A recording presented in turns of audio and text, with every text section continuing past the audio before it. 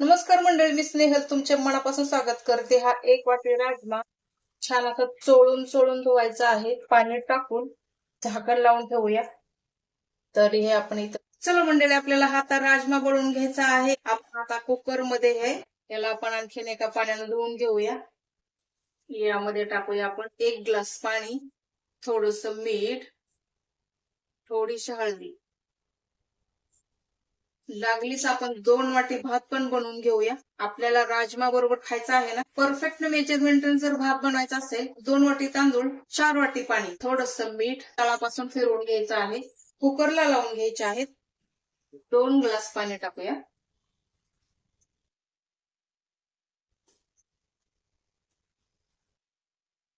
Medium gas करून आपण 3 शिट्टी घ्यायची आहे. 3 शिट्टी झालेली आहेत. आपण आता गॅस बंद करूया. यावरती आपण एक कांदे टोमॅटो भाजून घ्यायचे आहेत.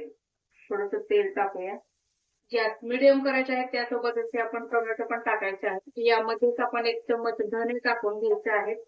आलं, लसूण, 4 लवंगा, 2 इलायची, 1 स्टार फूल, थोडी दालचिनी, कोथिंबीरच्या काड्या. थंड होण्याची वाट बघायची आहे. मिक्सर मध्ये फिरवून घ्यायचा आहे.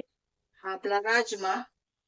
पॅन गरम करायला ठेवलेला आहे, त्यामध्ये टाकूया आपण तेल. गरम झालं की यामध्ये आपण टाकायचं आहे थोडस जिरे, तेजपत्ता, हिंग, हे प्युरी टाकायची आहे आपल्याला.